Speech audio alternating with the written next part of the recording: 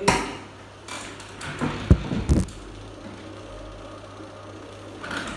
Hai này cô kéo lại đâm nhau thì 5 giờ sáng. Van Verdi. Harry Kane.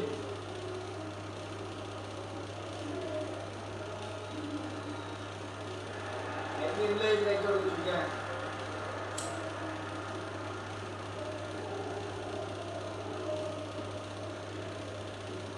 Một lần nữa cùng nhìn lại thì những nguy hiểm nhất bên phía của Bayern Munich từ pha dứt điểm của Harry Kane. Tuy nhiên đã chơi rất tập trung.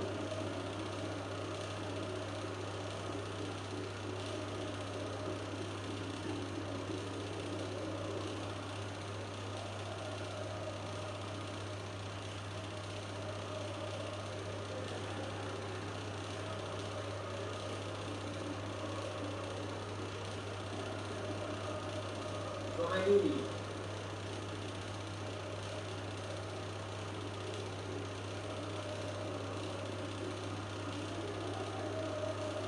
Toni Kroos.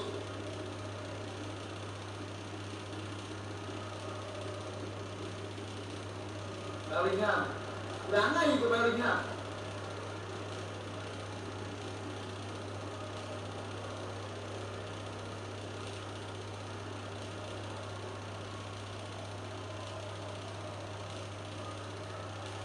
Vinicius Junior.